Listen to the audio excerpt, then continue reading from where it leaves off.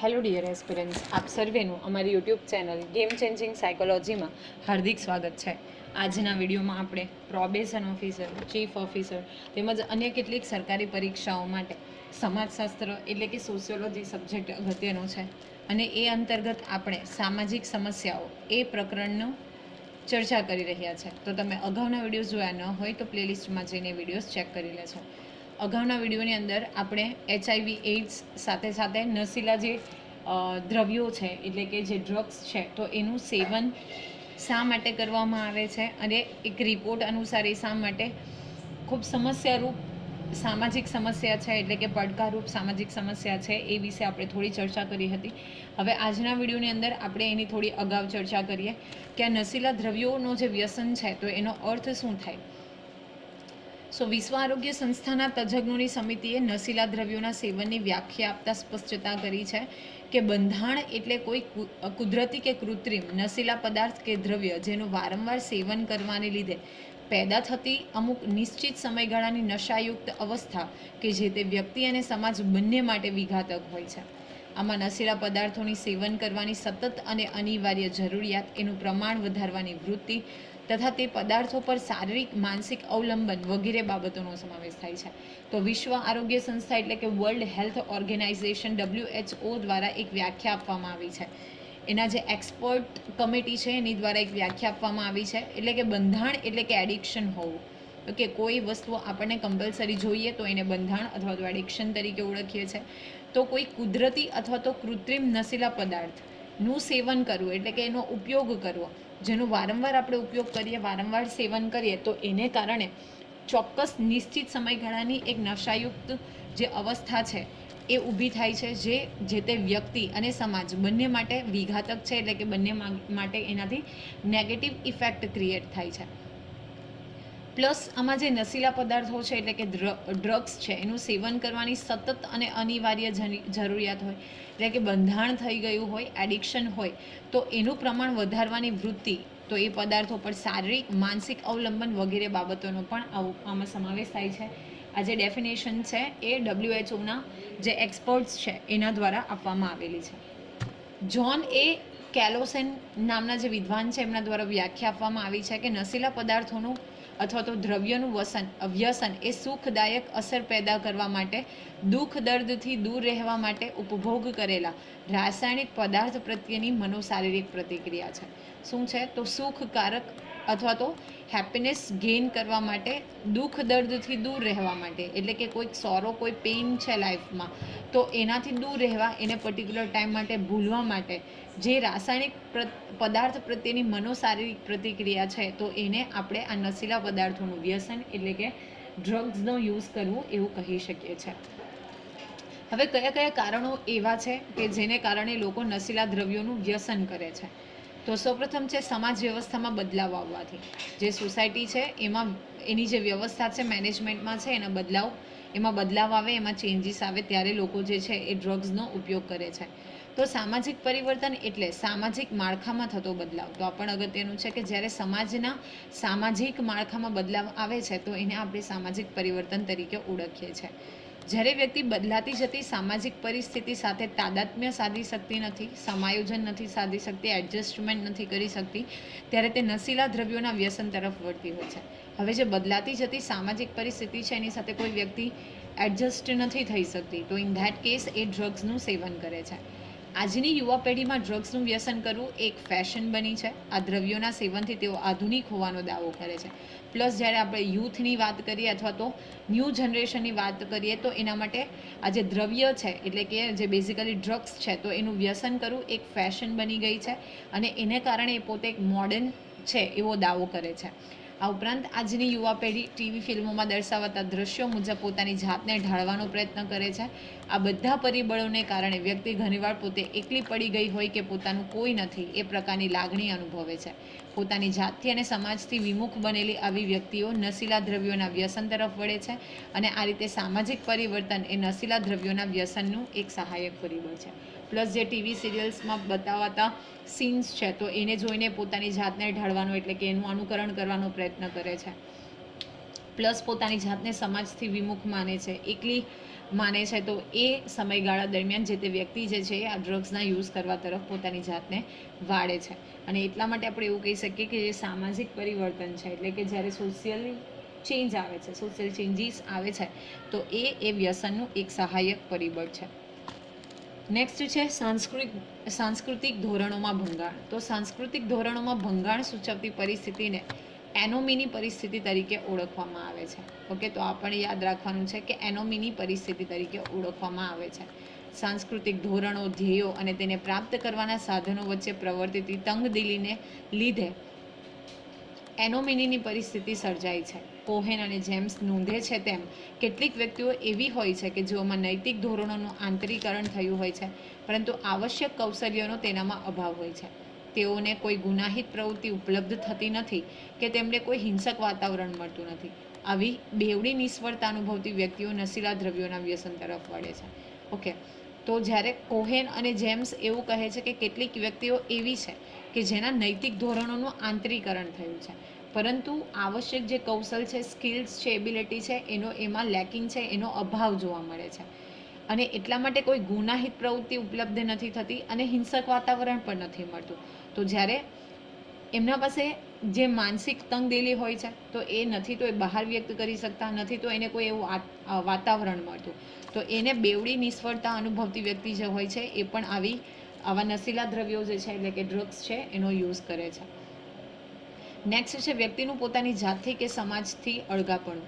તો જ્યારે વ્યક્તિ પોતાની જાત કે સમાજથી એક પ્રકારનું અળગાપણું, એટલે કે પોતાની જાતને એકલી, અલોન અનુભવે, ત્યારે તેવી પરિસ્થિતિને સામાજિક વિમુખતા કહેવામાં આવે છે. એટલે કે એનાથી વિમુખ થઈ જવું, સમાજથી દૂર થઈ જવું. પરિવારની કે સમાજની અન્ય વ્યક્તિઓની ઉપસ્થિતિમાં પણ કેટલીક વ્યક્તિઓ આવા અળગાપણાનો કે એકલતાનો અનુભવ કરતી હોય છે. હવે ઘણી વખત એવું બને છે કે પરિવારની કે કોઈક સમાજની અન્ય વ્યક્તિ છે, તો એની ઉપસ્થિતિ હોય છે, છતાં પણ કેટલીક વ્યક્તિઓ જે છે એ પોતાની જાતને એકલી મહેસૂસ કરે છે, વિમુખ માને છે, એકલતાનો અનુભવ કરતી હોય છે. પોતાના આવા એકાકીપણા માટે તે સમાજ કે સામાજિક પરિસ્થિતિને જવાબદાર માનતી હોય છે. પ્લસ શા માટે પોતે આવું લોનલીનેસ ફીલ કરી રહ્યા છો, તો એના માટે એ સમાજ અને સામાજિક પરિસ્થિતિને પોતે જવાબદાર માને છે. પોતાની આવી એકલતા કે એકાકીપણાને દૂર કરવા માટે વ્યક્તિ નશીલા દ્રવ્યોના વ્યસનનો આશરો લે છે, અને આ પ્રકારના નશીલા દ્રવ્યોના વ્યસની સમાજ વિરોધી કે રાષ્ટ્ર વિરોધી બની જતા હોય છે. પ્લસ પોતાની જે એકલતા છે એને દૂર કરવા માટે વ્યક્તિ જે છે એ નશીલા દ્રવ્યના જે વ્યસનો છે, એટલે કે ડ્રગ્સ છે, એનો આશરો લે છે, અને એના વ્યસની બનવાને કારણે એ લોકો સમાજ વિરોધી અને રાષ્ટ્ર વિરોધી પણ બની જાય છે અમુક પરિસ્થિતિનું સર્જન થતાં. નેક્સ્ટ છે મિત્ર જૂથ કે સમવયસ્ક જૂથોનો પ્રભાવ. This is the main reason. મિત્ર જૂથ કે સમવયસ્ક એટલે કે સરખી વય ધરાવતા એવા પ્રાથમિક જૂથો છે જેનો પ્રભાવ વ્યક્તિના વર્તન ઉપર સૌથી વધુ હોય છે. એટલા માટે કોઈ વ્યક્તિ, આપણે કહીએ જેવો સંગ તેવો રંગ, જેની સાથે આપણે રહેતા હોઈએ એના જેવું વર્તન જે છે એ આપણામાં ડિરાઇવ્ડ થાય, આપણામાં આવે. આ જૂથના સભ્યો નશીલા દ્રવ્યોના વ્યસની હોય તો જૂથમાં જોડાયેલી વ્યક્તિ મિત્રોના કે સમવયસ્કોના નશીલા દ્રવ્યોના સેવનના આગ્રહને વશ થઈને વ્યસન કરતી હોય છે. હવે માની લઈએ કે કોઈ જૂથ અથવા તો જે સમવયસ્ક જૂથ છે, ઓકે, એનો કોઈક સભ્ય જે છે એ નશીલા દ્રવ્યોનો વ્યસની હોય, તો બાકીના જે ગ્રુપ છે તો એને પણ એ શું કરશે, આગ્રહ કરશે, એને ફોર્સ કરશે, અને એટલા માટે એના ફોર્સને વશ થઈને બાકીના જે મિત્રો છે અથવા તો બાકીની વ્યક્તિ છે એ પણ વ્યસન કરે છે. અવ્યસન કરવા પાછળનો તેનો હેતુ માત્ર ને માત્ર આ પ્રકારના જૂથમાં સ્વીકૃતિ મેળવવાનો હોય છે. શા માટે?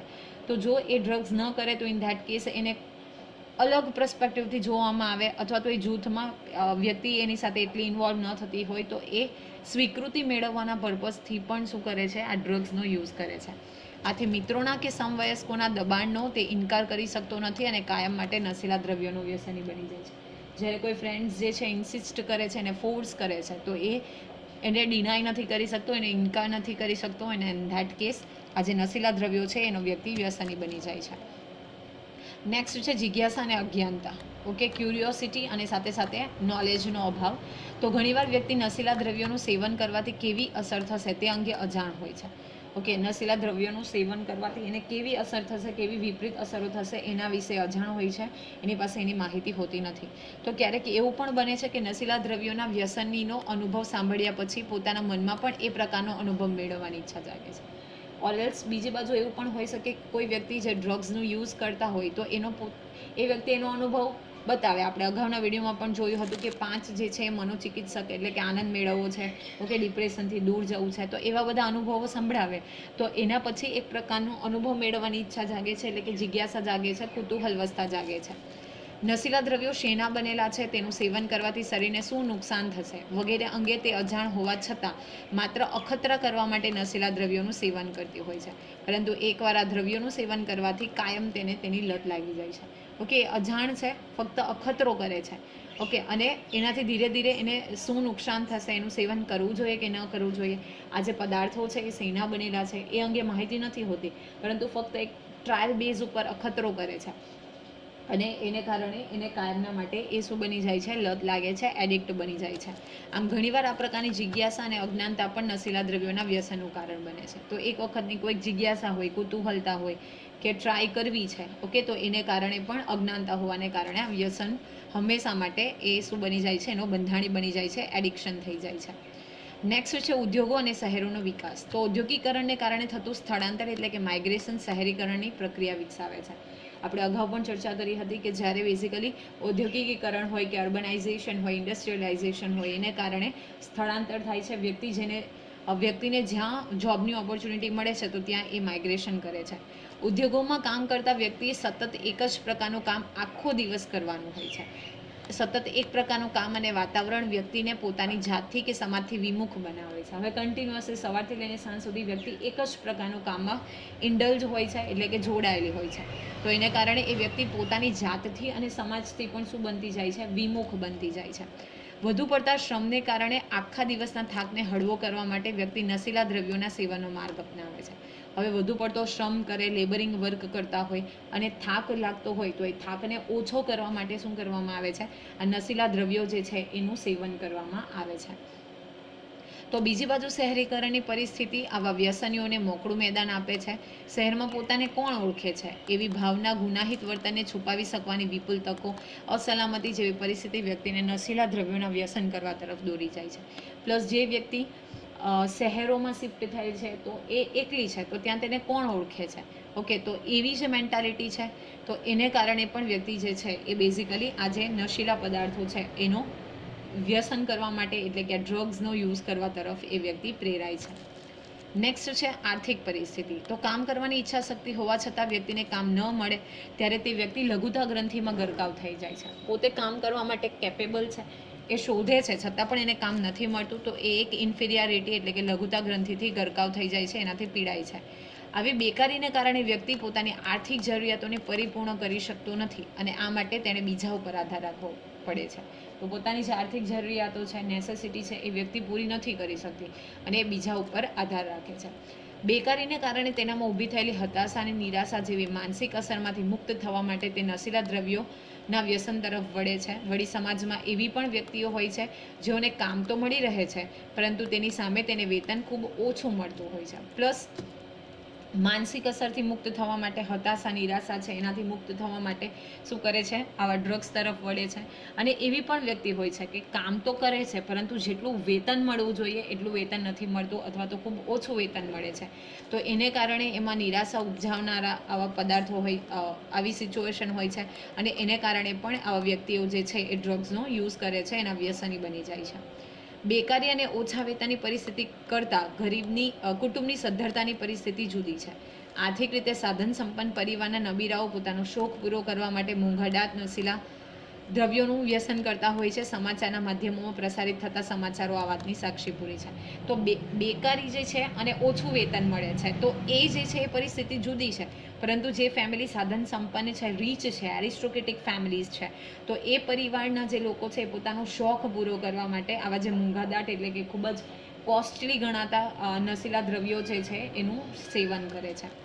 નેક્સ્ટ છે ભૌગોલિક દ્રષ્ટિએ ભારતનું સ્થાન. તો નશીલા દ્રવ્યોની ગેરકાયદેસર હેરફેરીની દ્રષ્ટિએ ભારતનું ભૌગોલિક સ્થાન વિશેષ મહત્વનું પુરવાર થાય છે. આપણે સૌ જાણીએ છીએ કે ભારત એ પેનિન્સ્યુલર કન્ટ્રી છે, એટલે કે 3 સાઈડ જે છે વોટરથી કવર્ડ છે, તો ત્યાંથી પણ આપણે શું કરી શકીએ, ઇઝીલી હેરાફેરી થાય છે. ભારતની સીમા રેખા પર આવેલા પંજાબ, રાજસ્થાન, આંધ્રપ્રદેશ, નાગાલેન્ડ, મણિપુર, બિહાર જેવા રાજ્યોમાં આ દ્રવ્યોની હેરાફેરીનો વ્યાપાર વિકસેલો છે. વળી બીજા દેશોમાં નશીલા દ્રવ્યો પહોંચાડવામાં પણ ભારત ભૌગોલિક દ્રષ્ટિએ માધ્યમ બને છે. તો બીજી બાજુ આ દ્રવ્યોની હેરાફેરી કરનારા એજન્ટો, ફેરિયાઓ જેવા અસામાજિક તત્વો દ્વારા ભારતના શહેરો અને મહાનગરોમાં નશીલા દ્રવ્યો આયોજનબદ્ધ રીતે ઘુસાડવામાં આવે છે. તો આપણી પાસે એવું એક ભૌગોલિક માધ્યમ છે જેને કારણે ઇઝીલી ડ્રગ્સની હેરાફેરી થઈ શકે છે. પ્લસ જે આવી રીતે એજન્ટો હોય, ફેરિયાઓ હોય, તો એ પણ શું કરે છે કે આયોજનબદ્ધ રીતે જે તે સિટી છે, જે તે એરિયા છે એની અંદર આ ડ્રગ્સને ઘુસાડે છે, ડ્રગ્સ લાવે છે. આ બધાનું પરિણામ એ આવે છે કે ભારતમાં યુવા પેઢી આ દ્રવ્યોના વ્યસની ચુંગાલમાં ફસાય છે અને તેનું સામાજિક જીવન બરબાદ થાય છે. ઓકે, એક વખત જે છે વ્યક્તિ આ વસ્તુ ઉપર ચડી જાય તો ત્યાંથી પાછા વળવું એ લગભગ અશક્ય બાબત છે. તો જે એકદમ યુથ છે, યુવા છે અને જે આના બંધાણી બની જાય છે, જેને એડિક્શન થઈ જાય છે, તો એ પોતાનું જીવન તો બરબાદ કરે જ છે, સાથે સાથે એનું ફેમિલી જે છે, સમાજ છે, એને પણ બરબાદ કરે છે. અને લાસ્ટ છે આંતરરાષ્ટ્રીય રાજકારણ. તો ભારત એક વિકાસશીલ રાષ્ટ્ર છે, એટલે કે ડેવલપિંગ કન્ટ્રી છે. ભારતનો વિકાસ અનેક વિકસિત રાષ્ટ્રો તેમાં દુશ્મન રાષ્ટ્રોને આંખના કણાની જેમ પહોંચે છે. આથી આંતરરાષ્ટ્રીય પરિપાટી પર ખેલાતું રાજકારણ ભારતમાં નશીલા દ્રવ્યોના વ્યસનની સમસ્યાને વેગ આપવામાં મહત્વપૂર્ણ ભૂમિકા ભજવે છે. ભારત આર્થિક રીતે પાયમાલ બને, તેની લશ્કરી તાકાત ઓછી થાય, વિશાળ યુવા વર્ગ આ દ્રવ્યોના સેવન તરફ ખેંચાય, વિકાસની ગતિ થંભી જાય જેવા પરિબળોમાં આંતરરાષ્ટ્રીય રાજકારણનો રંગ ભળે છે, જે નશીલા દ્રવ્યોના વ્યસનની સમસ્યા માટે જવાબદાર બને છે. પ્લસ સમહાવ કે ઇન્ટરનેશનલ લેવલ ઉપર જે ગેમ પોલિટિક્સ રમાય છે, તો એમાં ભારતનું જે યુથ છે એ કંગાલ બને. ઓકે, લશ્કરી તાકાત ઓછી થાય, ભારત આર્થિક રીતે પાયમાલ બને, આ બધા પર્સપેક્ટિવનો વિચાર કરી અને બેઝિકલી આ વ્યસનની સમસ્યા છે, એટલે કે વ્યસન માટે લોકોને ઉત્તેજિત કરવામાં આવે છે અને મોટિવેટ કરવામાં આવે છે. આ રીતે નશીલા દ્રવ્યોના વ્યસનની સમસ્યા વ્યક્તિના વ્યક્તિગત, કૌટુંબિક અને આર્થિક જીવન પર અને આરોગ્ય પર વિપરીત અસર જન્માવે છે. અને આ સમસ્યાનું નિરાકરણ કરવું એ ખૂબ અગત્યનું છે. તો વ્યક્તિ પોતે તો બરબાદ થાય છે, એનું કૌટુંબિક અને આર્થિક જીવન પર બગડે છે, એનું આરોગ્ય બગડે છે, ઓકે, સમાજ ઉપર ખરાબ અસર થાય છે, રાષ્ટ્રો ઉપર ખરાબ અસર થાય છે. અને એટલા માટે જ આ જે ડ્રગ્સ છે એના યુઝ કરવા ઉપર આપણે પ્રતિબંધ મૂકીએ એ જ અગત્યનું છે. આશા રાખું છું કે આજના વિડીયોમાં તમને સમજ પડી હશે. જો વિડીયો પસંદ પડે તો વિડીયોને લાઇક કરી અને શેર કરવાનું ભૂલશો નહીં. અને આવી જ વધુ વિડીયોની અપડેટ્સ મેળવવા માટે even you can subscribe our YouTube channel game changing psychology. Thank you for watching the video. Have a nice day.